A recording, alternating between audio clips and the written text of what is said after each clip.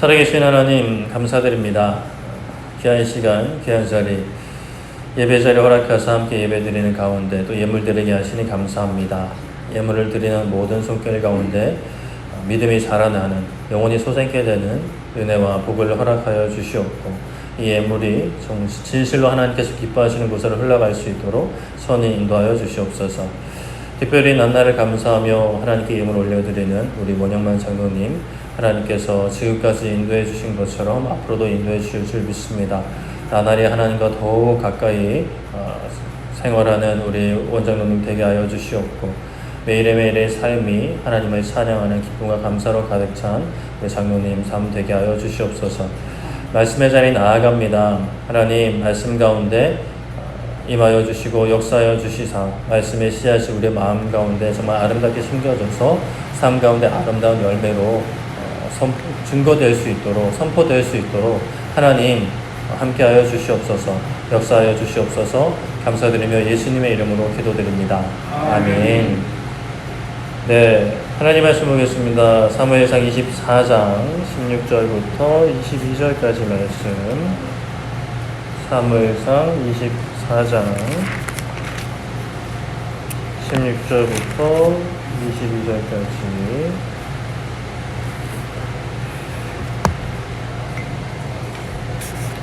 사무엘상 24장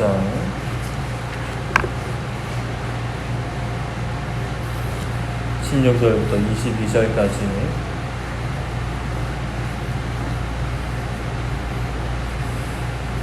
네, 한 절씩 교독하도록 하겠습니다.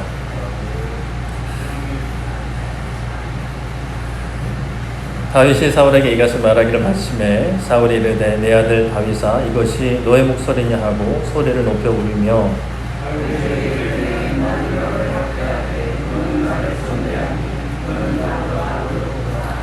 너가 나 선대한 것을 오늘 나타냈나니 여호와께서 나를 너의 손에 넘기셨으나 너가 나를 죽이지 아니하였도다.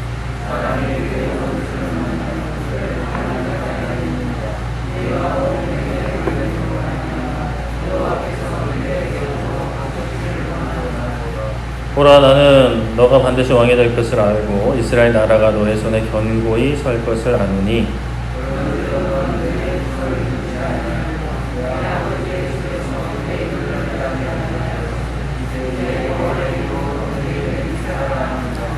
다윗이 사울에게 맹세하매 사울은 집으로 돌아가고 다윗과 그의 사람들은 요새로 올라가니라. 아멘.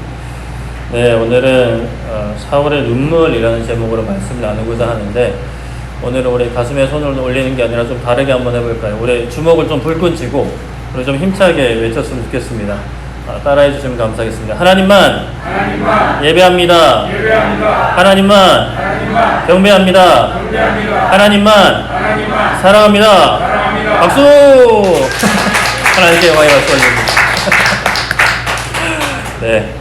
뭐 벌써 캠프를 갔다 와서 이런 건 아니고 이전부터 좀 생각을 해봤습니다. 너무 좀 맥없이 하시는 것 같아서 좀 변화를 줘봤습니다. 지난 한 주간 어떤 한 주를 보내셨는지요? 어제 이제 캠프 중고등부 친구들과 청년부 우리 친구들, 우리 선생님들과 감사히 잘 다녀왔습니다. 워낙 그런데 가보신 분들은 아시겠지만 워낙 이제 분위기가 이제 방방 뛰는 분위기라서 우리 이제 차분한 대학교에 이제 다음 세대 분들은 좀 적응이 힘들었지만 그래도 감사한 시간이었습니다. 우리 중고등부 친구들에게 큰 어떤 영향이 되었으면 좋겠는데 앞으로 두고 봐야겠죠. 우리가 첫 술에 배부를 수 없고 사실 첫 술이 아니긴 한데 그래도 이제 배부를 때까지 계속 먹어야 될 것 같습니다. 계속해서 기도해 주시면 감사하겠습니다. 여러분들은 지난 한 주간 하나님의 사랑을 얼마나 누리고 계셨나요? 얼마나 느끼고 계셨을까요? 하나님의 사랑 안에 거하고 하나님의 사랑을 고백하며 사셨는지 아니면 그냥 바쁘고 정신없는 삶을 사셨는지 생각을 해보았으면 좋겠습니다. 저번 주 말씀 기억하시지요? 사울이 블레셋 문제를 처리하고 다윗을 다시 쫓았습니다. 그러다 광야에서 이제 볼일을 보러 한 굴에 들어갔죠. 그 굴에 누가 있었죠? 다윗이 있었습니다. 사울에 들어갔고 다윗이 있었고요. 다윗의 사람들은 하나님께서 주신 기회입니다 라고 하면서 사울을 죽이려고 했습니다. 그러나 다윗은 사울의 옷자락만 베고 그것만으로도 마음을 참 아파했죠. 하나님께서 기름 부으신 자를 해칠 수 없다라는 정말 멋진 말로 이렇게 아파했습니다. 다윗은 하나님께서 기름 부으신 자를 귀하게 여김으로 하나님을 귀하게 여겼죠. 하나님께서 기름 부으신 자를 귀하게 여기는 것은 하나님을 귀하게 여기는 것과 다르지 않기 때문입니다. 당연히 우리도 오늘날 하나님께서 기름 부으신 자들을 귀하게 여겨야 되는데 이 담임 목사만 귀하게 여기는 것이 아니라 예수님을 구주로 고백하는 모든 사람들은 이제 하나님께서 성령 하나님을 허락하여 주셨고 그것이 이제 기름 부어 주신 것인데, 그렇다면 우리가 하나님을 왕으로 예수님을 구주로 고백하는 모든 사람들을 귀하게 여겨야 되는데, 그 중에서도 일단은 먼저 나 자신을 이제 귀하게 여겨야 된다라고 말씀을 드렸습니다. 그러나 그것이 세상 기준으로 세상 기준으로 좋은 것들을 해주는 것이 아니라 우리의 영혼의 양식을 먹이는 것, 그것이 나 자신을 귀하게 여기는 것이라고 말씀을 드렸죠. 그래서 영혼의 양식은 하늘 양식, 바로 말씀을 먹어야 우리의 영혼이 건강해지고 소생케 되는 것입니다. 이 양식을 먹지 않으면 나를 죽이는 거고 심지어 이제 나를 학대하는 것과 다르지 않은 것이죠. 그 양식을 먹는 것은 말씀을 읽고 듣고 이런 것에서 그치는 게 아니라 움직여야 된다라고 말씀을 드렸습니다. 기도해야 되고 순종해야 그것이 진실로 우리의 영혼의 소생과 건강으로 이어지는 거죠. 삶의 열매로 드러날 수 있도록 우리는 순종의 발걸음을 계속해서 내딛어야 됩니다.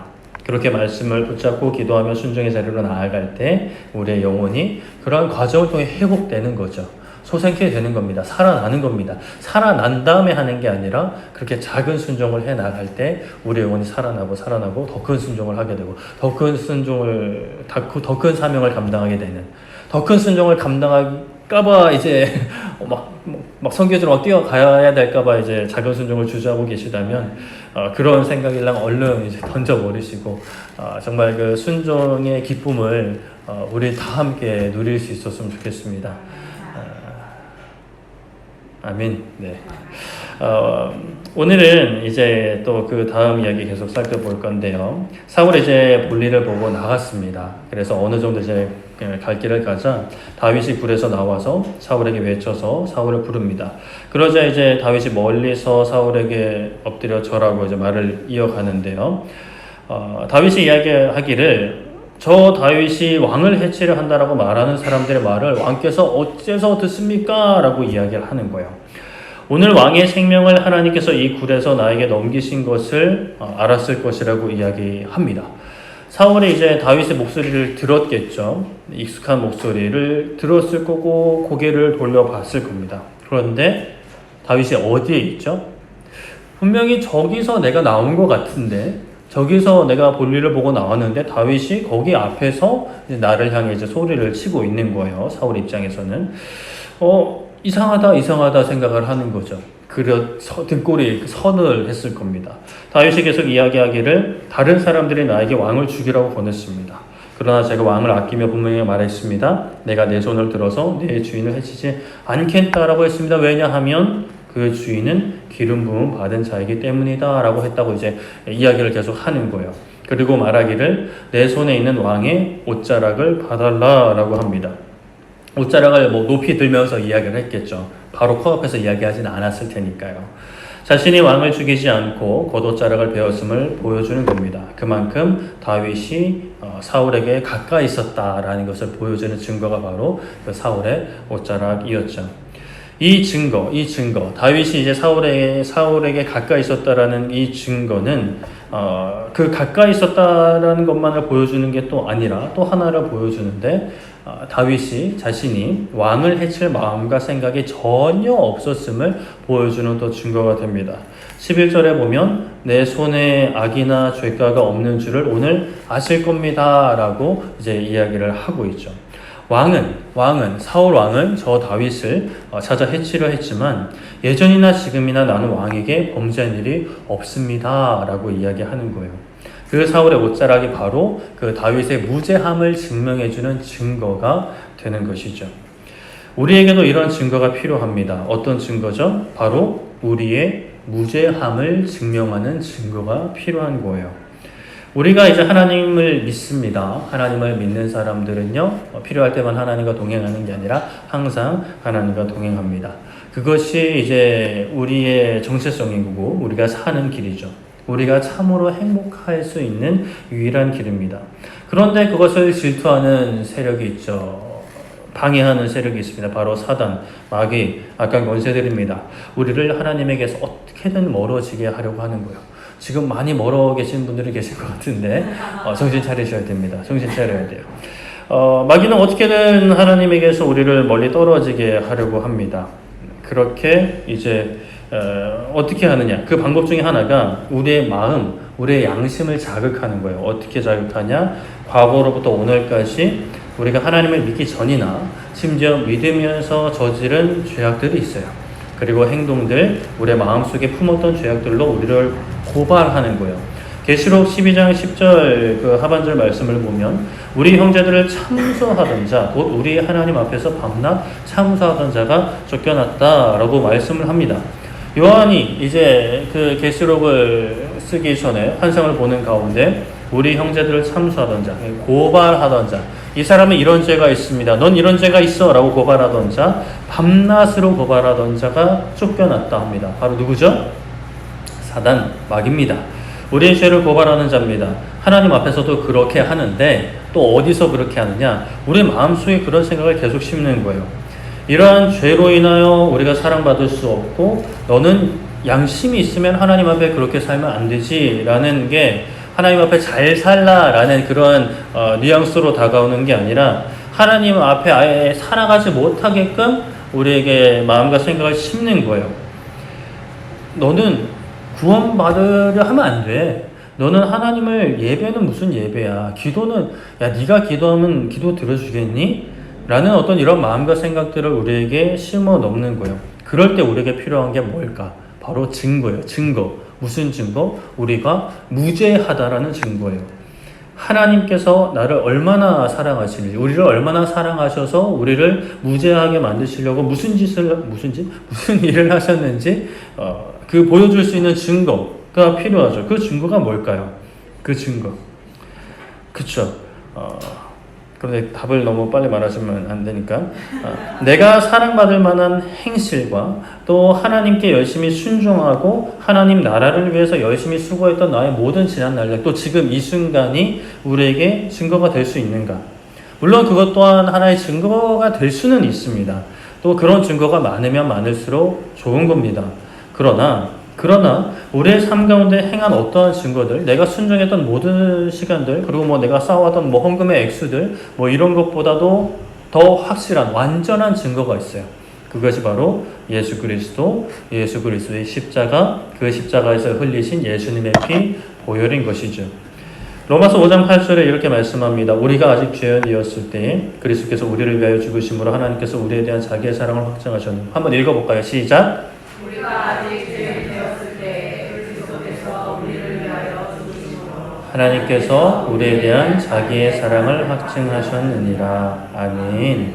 하나님께서 우리를 사랑하셨답니다.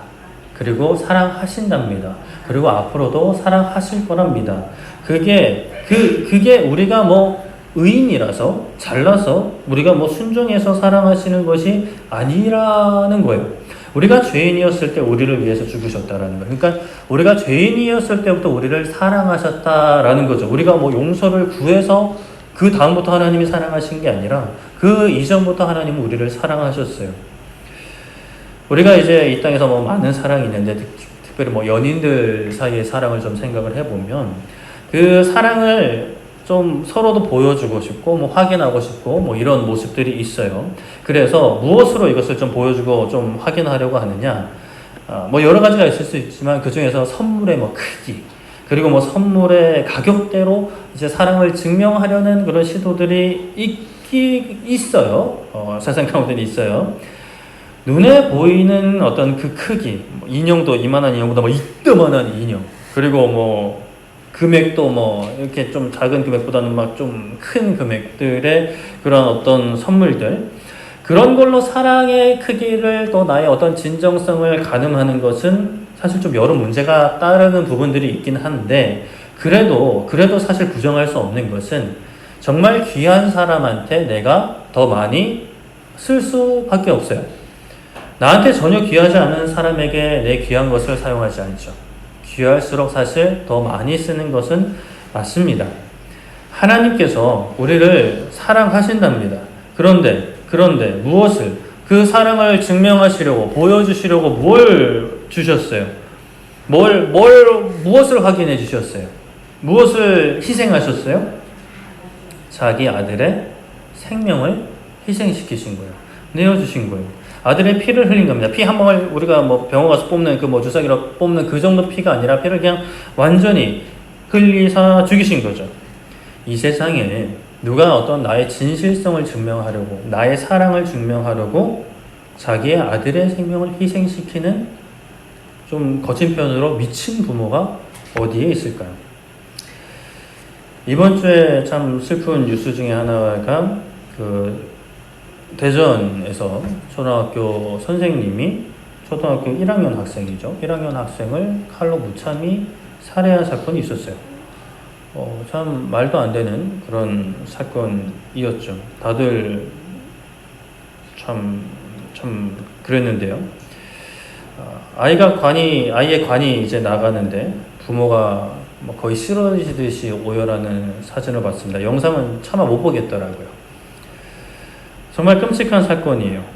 정말 그 어린 아이가 무슨 잘못이 있어서 그런 게 아니라, 선생님한테 대들어서 그런 게 아니라 그냥 이제 누구나 죽이려고 했는데 아무나 잡아서 이제 죽인 거죠. 그런데 이제 하나님께서는 자신의 아들을 우리를 위해서 그 모진 채찍질을 당하게 하시고 십자가에 죽게 하셨어요. 그렇게 우리를 향한 사랑을 증명하신 거예요. 보여주신 거예요. 사단이 우리에게 그런 하나님의 사랑을 의심하는 생각을 심어 넣으려고 합니다. 너의 기도가 응답되지 않고, 너의 고난이 사라지지 않고, 고통이 사라지지 않는 그 상황에서 하나님께서 너의 기도를 듣고 계시고 너를 사랑한다라고 말할 수 있느냐? 너가 사는, 좀 속된 표현을 하면 네가 사는 꼬라지를 말하는 거야. 맨날 너 죄짓고 하나님 뜻대로 살려 하지 않고 네 마음대로 사는 네 모습을 봐라. 너가 하나님의 사랑을 받고 있으면 그럴 수 있니? 라고 우리에게 속삭이는 거예요.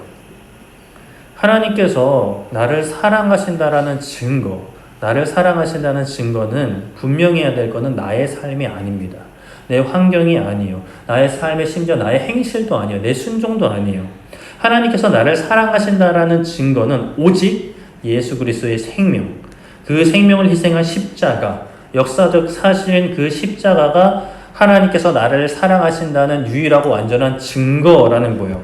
그 십자가에서 흘리신 보혈이 바로 그 증거라는 것입니다. 예수님께서 십자가 지신 것은 누구도 부정할 수 없는 역사적 사실입니다. 물론 부활하신 것은 이제 안 받아들여요, 사람들이. 왜? 받아들이면 이게 내 인생을 통째로 바꿔야 되거든요. 내 마음대로 살아서는 안 되거든요. 그래서 부활은 있을 수 없다라고 애써 부정을 해요. 근데 일단 죽은 거는 역사적 이제 사실이기 때문에 그것을 부정하지는 않습니다. 그러나 분명한 것은 내가 하나님께 순종하든 불순종하든 예수님께서 십자가를 지신 사실은, 십자가에서 죽으신 사실은 절대로 변하지 않는다라는 거예요. 이것을 믿지 않는 사람들도 부정할 수 없는 사실입니다.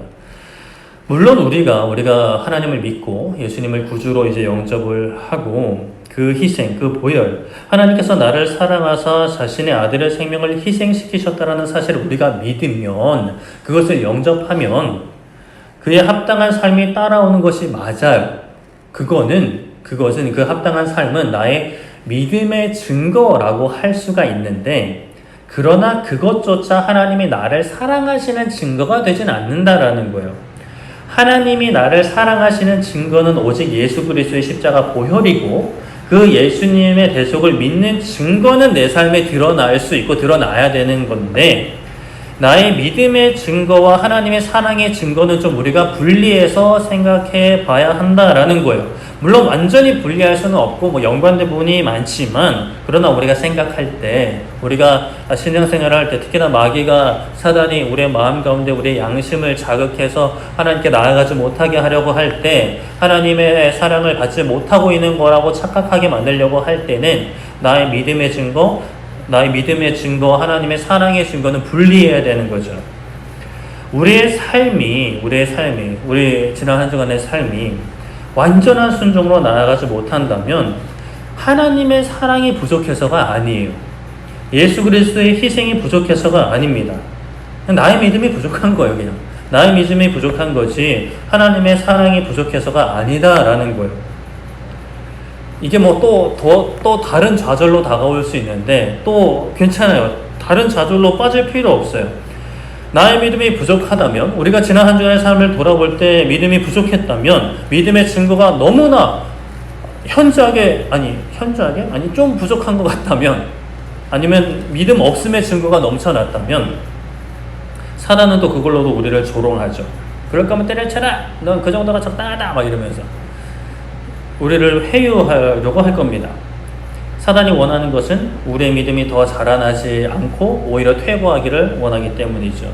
그러나 우리는 어떠한 유혹과 조롱에도 굴복해서는 안 됩니다. 히브리서 12장 2절에 믿음의 주여 또 온전하게 하시는 이 누구를 바라보자? 예수님을 바라보자. 그는 그 앞에 있는 무엇을 위하여? 기쁨을 위하여 무엇을 참으사? 십자가를 참으사 무엇을 계시 아니하시더니? 부끄러움을 계시 아니하시더니 하나님 보좌 우편에 앉으셨느니라 라고 말씀을 합니다. 믿음의 주인인 거죠. 믿음의 주인이니까, 주인이면 다 갖고 계시는 거예요. 그러니까 믿음을 갖고 계시고 허락하시는 분, 그리고 동시에 믿음의 대상이 되시고 믿음의 전부 되시는 분이 바로 누구라고요? 예수님이시라는 거예요. 그런데 그와 동시에 우리의 믿음을 온전하게 하시는 분이 누구라고요? 예수님이라는 거예요. 자, 무엇을 온전하게 해주신다고요? 우리의 믿음을 온전하게 하시는 분이 예수님이시라는 거예요. 믿음을 주시는 분도 예수님, 그 믿음이 자라서 온전해지게 하시는 분도 누구? 예수님이시라는 거예요. 자, 예수님께서 믿음을 주신다라는 것을 우리가 좀 잘못 이해하면 그냥 우리가 그냥 가만히 손발 놓고 앉아서 있는 거라고 생각을 할 수가 있는데, 그거는 좀 오해가 있는 겁니다. 어떤 다른 목사님 설교를 듣다 보니까 이 부분을 좀 이렇게 설명을 하시더라고요. 하나님께서 믿음을 주시는 게 맞는데, 우리가 믿음의 한금을 내딛으면 하나님께서 거기에 믿음을 부어주신다라고 설명을 하시더라고요. 그 근거 구절로 로마서 1장 17절 말씀을 말씀하시던데, 복음에는 하나님의 의가 나타나서 믿음으로 어디에 이르게 하나니? 믿음에 이르게 하나니, 기록된 바 오직 의인은 무엇으로? 믿음으로 말미암아 살리라 함과 같으니라 라고 말씀을 해요. 이 말씀이 사실 좀 이해하기 어려운 표현이긴 합니다. 믿음으로 믿음에 이른다라는 거예요. 사실 두 개잖아요. 두 개 같은 거잖아요. 믿음으로 믿음에 이르는 게 무슨 얘기인가? 말이 안 되는 소리처럼 보여요. 자, 믿음으로 믿음에 이른다라는 게 어떤 의미냐? 믿음으로 구원을 받잖아요. 그 구원을 받는 믿음으로 나아가기 위해서는 믿음이 필요하다라는 거예요. 즉, 믿음으로 구원에 이른다라는 표현을 이렇게 표현한 거기도 한데, 내가 부족하고 연약하지만, 내 믿음이 아직 작지만, 그래도 하나님을 더 믿고자 소망하고 믿기로 결단하고 믿음의 한 걸음, 마치 이스라엘 백성들이 출애굽하고 광야 생활하고 이제 가나안 땅으로 들어갈 때 요단강에 제사장이 궤를 메고 발을 담갔을 때 물이 갈라진 것처럼, 우리가 믿음의 한 걸음을 내딛으면 하나님께서 거기에 믿음을 부어주셔서 구원을 향해 가는 믿음의 여정이 열린다라는 거예요. 구원에 이르게 하는 믿음을 부어주신다라는 거예요. 믿음조차 내가 처음부터 끝까지 다 하는 게 아니라, 우리가 의지를 가지고 소망을 가지고 결단한 마음으로 믿고자 하면 하나님께서 믿음을 부어주신다라는 거예요. 그러면 어떻게 해야 될까요? 히브리서 12장 2절에 믿음의 주여 또 온전하게 하시는 이인 누구를 바라보자? 예수님을 바라보자. 그는 그 앞에 있는 기쁨을 위하여 십자가를 삼아서 부끄러움을 계시 아니하시더니 하나님 보좌 우편에 앉으셨느니라. 믿음의 주요 온전하게 하시는 이인 예수님을 어떻게 하자? 바라보자 라는 거예요. 예수님을 바라보는 거예요. 어떻게 바라봐요? 예수님 어디 계세요? 어디 계세요? 말씀 가운데 계시잖아요. 계속해서 말씀을 통해 예수님이 어떤 분인지, 어떠한 길을 가셨는지, 어떠한 일을 행하셨는지, 어떤 약속을 하셨는지를 계속 살펴야 되는 거죠. 그 예수님을 바라보는 동역자들, 우리 또 지체들의 삶을 보면서 또 간증도 들으면서 위로도 받고 도전도 받고 또 내가 위로도 주고 도전도 주고 함께 찬양하고 기도하며 약해지고 흔들리는 마음을 다잡는 게 예수님을 바라보는 거예요. 우리가 이 땅에서도 안 믿는 사람들도 어떤 목표가 생기면 그 목표를 눈에 잘 보이는 곳에 크게 써놓고 막 붙여놓기도 해요. 그래서 오고 가며 보고 딴 생각이 들어올 때 보고 마음 다잡고 다시 그 길을 걸어가기 위해서 책상 앞에 붙여놓기도 하고 냉장고 앞에 붙여놓기도 하고 현관문에 붙여놓기도 하잖아요. 아니면 그냥 내가 좋아하는 연예인 사진을 붙여놓든지 그렇게 보는 거예요. 시시때때로 그냥 시도 때도 없이 우리를 향한 하나님의 사랑의 증거인 예수님을 우리가 바라보는 거죠. 그 예수님을 볼 때, 그 예수님을 볼 때 우리의 마땅한 반응은 어때야 될까요? 다윗이 다시 사울로 돌아가서 다윗이 사울을 귀하게 여기고 사울을 해칠 수 있었지만 해치지 않은 증거인 그 사울의 옷자락을 이렇게 휘날리면서 다윗이 이야기했을 때 사울이 어떤 반응을 보였을까요? 24장 16절에 다윗이 사울에게 이같이 말하기를 마침에 사울이 이르되 내 아들 다윗아 이것이 너의 목소리냐고 소리를 높여 울었다 라고 말씀을 합니다. 어떻게 엉엉 울었는지 헝헝 울었는지 그건 전혀 모르겠지만 소리를 높여 울었다라는 거예요.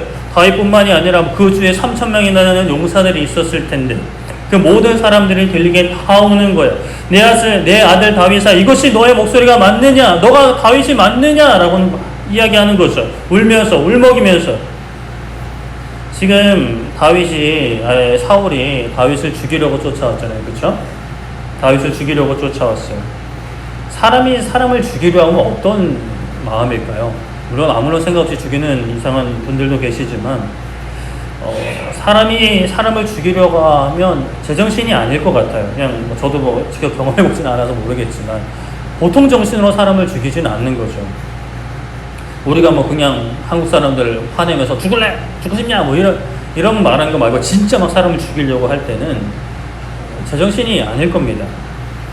사울은 진짜 다윗을 죽이려고 했어요. 군사를 일으켜서 잡아 죽이려고 했어요. 그런 사울의 눈에서 눈물이 터지기 시작하는 거죠. 다윗에게 말하기를 나는 너를 학대하는데 너는 나를 선대한다. 누가 그의 원수를 만나서 그를 평안히 가게 하겠냐? 그러니 너는 나보다 의롭고 하나님께서 너에게 선을 갚으시기를 원한다 라고 사울이 울면서 이야기했을 겁니다. 심지어 20절에 보면은 너가 반드시 왕이 될 것을 알고 이스라엘 나라가 너의 손에 견고히 설 것을 안다라고 고백하고 그리고 간구하기를 그런즉 너는 내 누구를 후손을 끊지 아니하며 내 아버지의 집에서 내 이름을 멸하지 아니할 것을 이제 여호와의 이름으로 내게 무엇하라? 맹세하라 라고 사울이 이야기하는 거예요. 하나님께 맹세해서 내 자손들을 지켜달라라고 합니다. 이 방금 전까지 그 다윗을 죽이려고 했는데 그 죽이려고 했던 그 다윗에게 내 자손들, 내 집을 지켜달라라고 하는 거예요. 항복 선언인 거죠. 완전히 항복 선언하는 거예요. 두 손 두 발 다 드는 거예요. 자신뿐만이 아니라 자손들까지 부탁을 하는 겁니다. 나의 생명과 나의 자손의 생명이 다 너에게 있다라는 거예요. 사울의 이러한 고백 누가 해야 될까요? 오늘날 바로 우리가 해야 돼요. 왜요? 예수님을 만날 때 사울이 경험했던 그 용서의 경험을 그 선의 그 경험을 우리가 했고 하고 있고 해야 되기 때문이죠. 사울이 이야기했어요. 다윗에게 나는 너를 학대했다. 근데 너는 나를 선대했다라고 했어요. 우리가 예수님을 학대했습니다. 우리가 예수님을 못 박았어요. 동의가 되실까요? 저는 그 정도는 아닌 것 같은데요. 그쵸? 여기 계신 분들은 그래도 세상 속에서 큰 잘못하지 않고 이때까지 살아오신 걸로 알아요. 제가 모르는 사이에 잘못하셨을 수도 있겠지만, 그러나 우리가 이제 하나님을 왕으로 섬기지 않고 내가 왕이 되어 살아온 그 모든 시간이 하나님을 대적한 시간이고 반역한 시간이었다라는 것을 우리가 분명히 마주할 필요가 있습니다. 아직도 세상에서 말하는 뭐 큰 죄인들, 정말 악한 사람들이 있잖아요. 정말 악한, 당장 뭐 죽여도 이상하지 않을 사람들. 그런 사람들보다는 내가 좀 낫지, 내가 좀 그래도 선하게 살았지 라는 생각이 아직까지 우리의 마음속에 있고 우리 입술로 이제 내뱉어진다면 사실 아직 예수님을 제대로 만나지 못한 상황입니다. 누가복음 18장 11절에 이렇게 말씀합니다. 바리새인은 서서 따로 기도하여 이르되 하나님이여 나는 다른 사람들 곧 토색, 불의, 가늠하는 자들과 같지 아니합니다. 이 세리와도 같지 아니하니 감사합니다 라고 고백을 하고 있어요. 자, 두 사람이 기도를 하러 올라갔어요. 두 사람만 간 건 아니고 대표적인 두 사람이 있었어요. 한 명은 바리새인이고 한 명은 세리였어요. 바리새인들 우리가 뭐 실컷 욕하지만 사실 바리새인들 진짜 외적으로는 흠이 없다라고 봐도 무방한 사람들이었어요. 하나님의 말씀 진짜 잘 지키는 사람들이었어요. 인정받는 사람들이었어요. 그래서 그 사람은 기도하면서 이렇게 기도하는 거죠. 토색하는 거, 불의한 거, 가늠하는 거. 그러니까 하나님이 하지 말라고 하신 것들, 죄악된 것들 하지 않아서 또 저 세리와 같지 않아서 감사합니다라고 기도하는 거죠. 그리고 또 뭐 이제 이 다음에 뭐 저는 금식도 했고요, 뭐 11조도 드려서 뭐 이렇게 했습니다라고 기도하면서 자기 자랑하는 거예요. 근데 세리는 어떻게 했느냐? 누가복음 18장 13절에 세리는 멀리 서서 감히 눈을 들어 하늘을 쳐다보지도 못하고 다만 가슴을 치며 이르되 하나님이여 불쌍히 여기소서 나는 무엇이로소이다? 죄인이로소이다 라고 하였습니다. 실제로 세리는 죄인이 맞았어요. 나쁜 짓을 하긴 했어요. 그 돈을 정해진 것 이상으로 걷었으니까 부정하게 수입을 얻은 거죠. 그런데 예수님께서 말씀하시는 것은 바리새인이 아니고 세리가 의롭다 하심을 받았다라고 말씀을 하십니다. 세리가 바리새인이 아니라는 거예요. 바리새인은 거짓말한 거 아니에요. 그런 죄들을 안 지었어요. 하나님이 기뻐하시지 말라는 것들을 안 했어요. 세리와 같이 살지 않았어요. 그런데 예수님께서 말씀하시는 거는 바리새인이 의인이 아니라 저 하늘을 우러보지도 못하고 엎드려서 기도하는 세리가 의롭다 하심을 받았다라고 말씀을 하셨어요. 요한일서 2장 8절에 이렇게 말씀합니다. 만일 우리가 죄가 없다고 말하면 스스로 속이고 또 진리가 우리 속에 있지 아니할 것이요 라고 말씀을 합니다. 우리가 죄 없다. 저는 죄가 없습니다. 저는 그래도 선하게 살아왔고요. 착하게 살아왔습니다. 라고 하는 모든 사람들은 스스로 속이는 거예요. 어떠세요? 지난 한 주간 여러분들은 어떤 시간들을 보내오셨을까요? 정말 주님만을 왕으로 모시고 24시간 주님만 사랑하며 주님만 사랑하며 사셨을까요?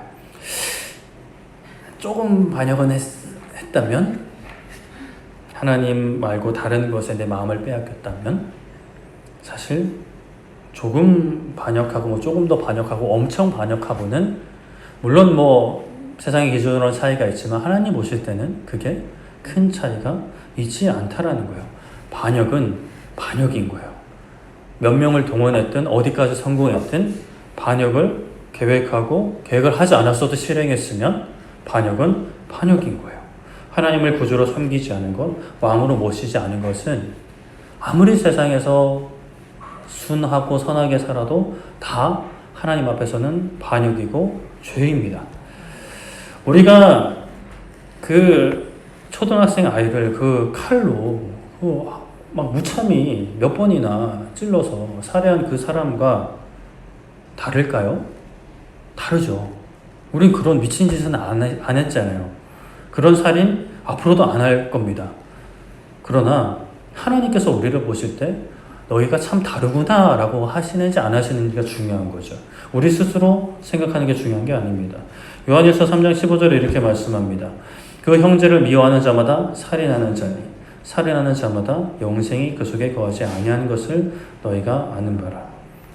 마태복음 5장 22절에 나는 너에게 이르노니 형제에게 노하는 자마다 심판을 받게 되고 형제를 대하여 나가라 하는 자는 공회에 잡혀가게 되고 미련한 놈이라 하는 자는 지옥불에 들어가게 되리라. 아멘이라 하기가 무섭죠. 왜냐하면 저부터 이미 지옥불에 타고 있어야 되니까. 미워하는 자마다 살인하는 자라고 하십니다. 미련한 놈이라 하는 자는 지옥불에 들어가게. 미련한 그냥 뭐 입에 쌍욕을 이미 너무 많이 했던, 저도 이제 중고등학교 때는 신나게 했었으니까. 이 말이 그냥 일부러 과하게 하신 말씀이실까요? 허풍처럼 우리가 받아들여서는 안 됩니다. 이거 심각하게 들려야 됩니다. 우리가 누군가를 미워하는 그 마음, 또는 말로 작은 상처를 주었던 그 우리의 말들이 있잖아요. 그 말들이 우리를 지옥불로 끌고 가는 말들이라는 거예요. 그런데 그런 우리를 그냥 하나님이 내버려 두지 않으셨다라는 게 중요하죠. 우리의 삶에 빛을 비춰주셨어요. 예수 그리스도의 빛을 비춰주신 거죠. 구원의 빛을 비춰주신 거예요. 그냥 우리는 사실 지옥불로 끌려가야 되는 존재들인데 우리에게 빛을 비춰주신 거죠. 그러면 우리가 어떤 고백을 해야 될까요?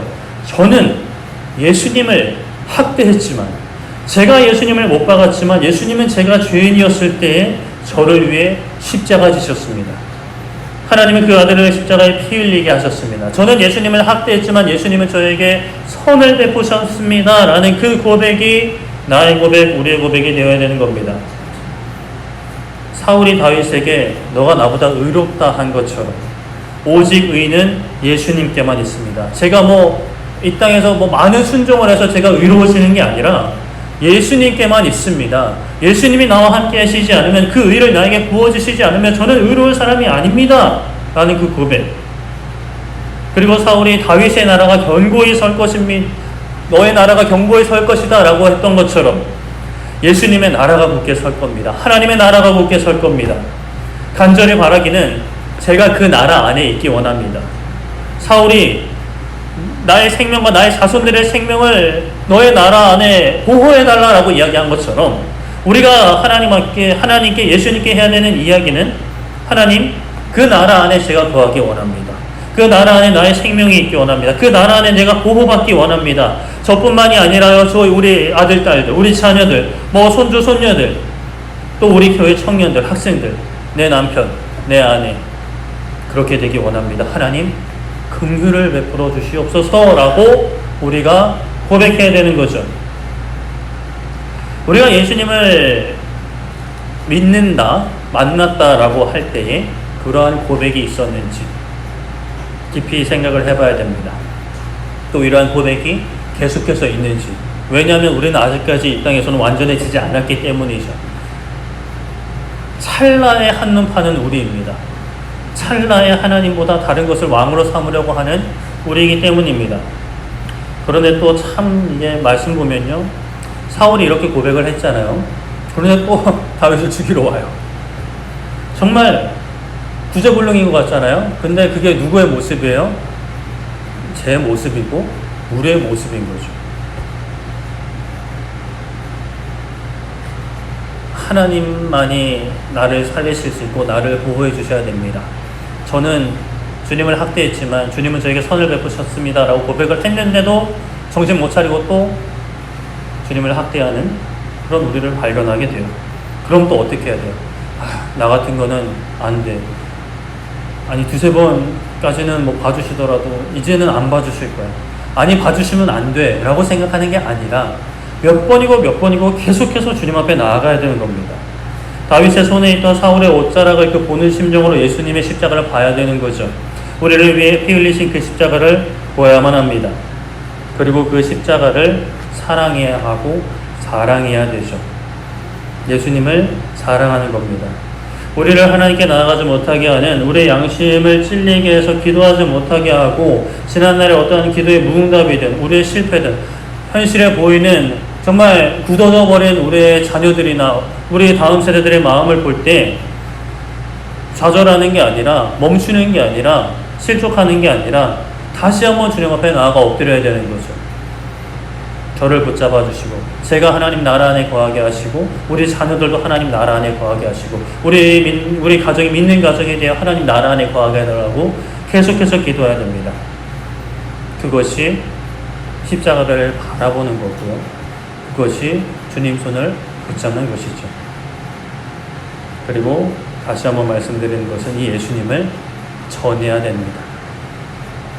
우리 자녀들에게, 우리 믿음의 후배들에게, 또 내가 전도 대상자로 삼은 그분들에게, 그리고 길거리에 돌아가는 내 평생 다시는 마주치지 않을 사람일 수도 있지만 그분들에게도 전해야 되는 거죠.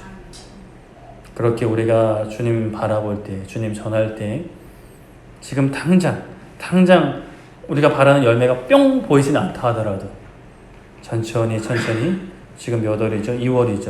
2월이지만 지금도 과실나무들 안에는 보이지 않는 열매가 준비되고 있는 것처럼 하나님의 놀라운 열매가 지금도 준비되고 있을 줄 믿습니다. 지금은 전혀 보이지 않지만 열매가 드러날 줄 믿습니다. 그것이 믿음을 가지고 성령님 충만하여서 믿음을 가지고 하나님을 보는 것이고 하나님의 나라를 보는 것이겠죠. 말씀을 정리하겠습니다. 사울이 볼일을 보고 나가자 다윗이 사울에게 외치며 왕을 죽일 수 있었지만 내가 왕을 죽이지 않았다 라고 그 증거로 사울의 옷장을 보여주면서 성토합니다. 사울이 그 다윗의 말을 듣고 웃기시네 라고 한 게 아니라 울면서 회개하는 겁니다. 회개하는 거예요. 나는 너를 학대했다. 그러나 너는 나를 선대했다. 라고 고백을 하는 거죠. 그렇게 자신의 잘못을 고백하며 다윗의 나라에 나의 후손들을 부탁을 합니다. 우리가 주님 만났을 때 이러한 고백이 있었어야 됐습니다. 그리고 지금도 있어야 되고요. 앞으로도 계속해서 있어야 됩니다. 나는 주님을 못 받지 않았다라는 생각은 잘못된 생각입니다. 좀 더 많이 받고 적게 받고 있을 수는 있지만 그러나 우리가 모르고 지었던 죄든 알고 지었던 죄든 다 주님 손에 못을 박는 행위였고 주님 발에 못을 박는 행위였죠. 나의 죄 때문에 예수님 십자가 지셨습니다. 이 말씀을 드리는 것은 죄책감 드리려고 하는 게 아니라 그런 우리를 위해 예수님이 십자가 지셨다.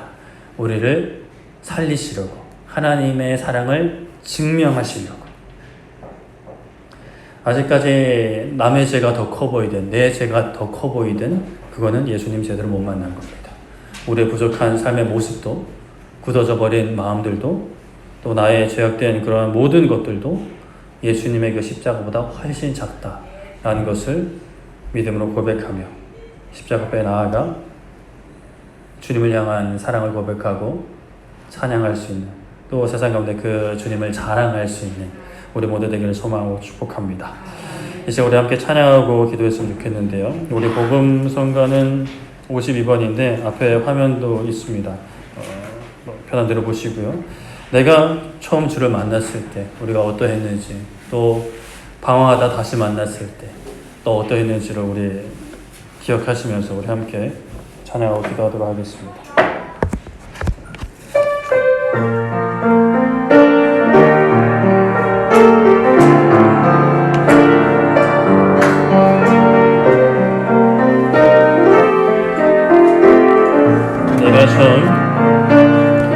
내가 처음 주를 만났을 때 외롭고도 쓸쓸한 모습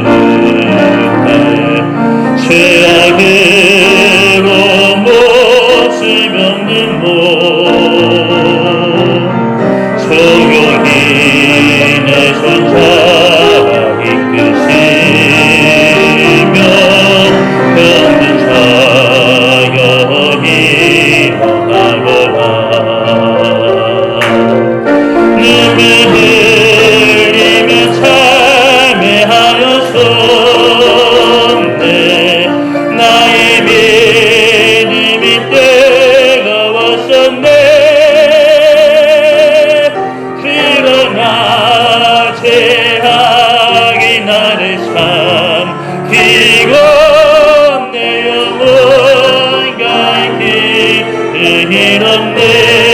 내가 이제 주를 만나고 죽음의 길 벗어나려네. 괜찮은 은혜와 사랑 베푸신 그분만이 나의 구세주. 주 예수 따라 항상 달리고자 십자가 지고 따라가리라. 할렐루야 주를 만나리 기쁨 영광의 찬송을 돌리리. 다시 보고 앞에 내 영혼 선에 주님 만난 그때 나 다시 돌아가 주님께 예배 드리며 다시 십자가의 길가 다시 복음 앞에 내 영혼 선에 주님 만난 그때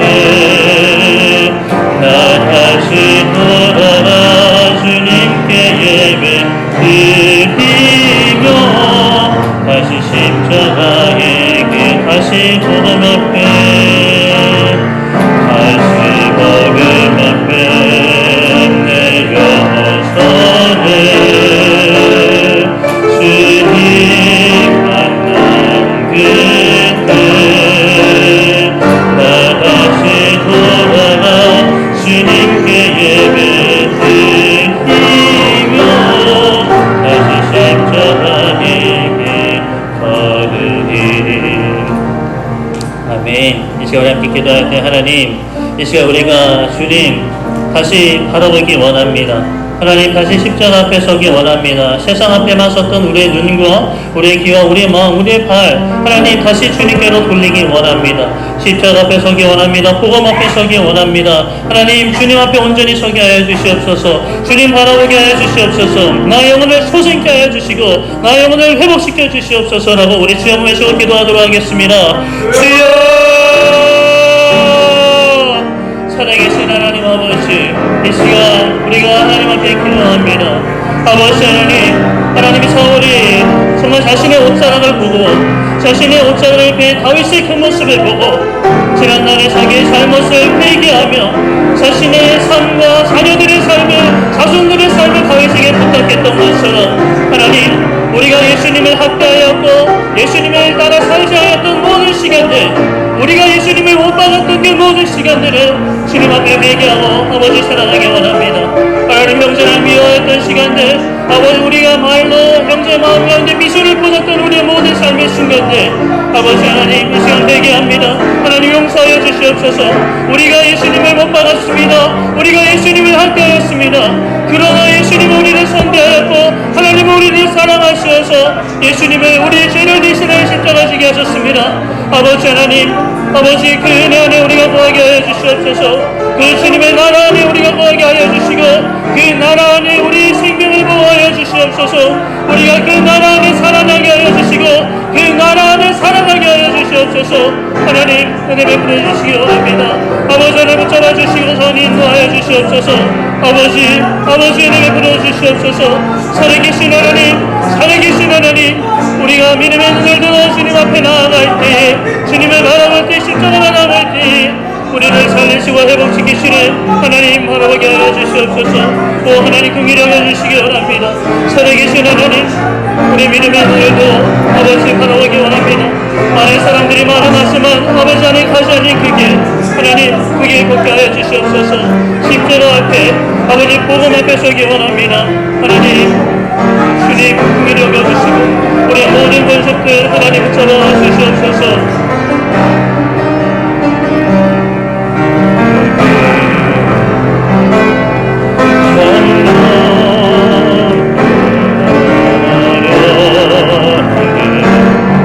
내가 사랑스럽다 내게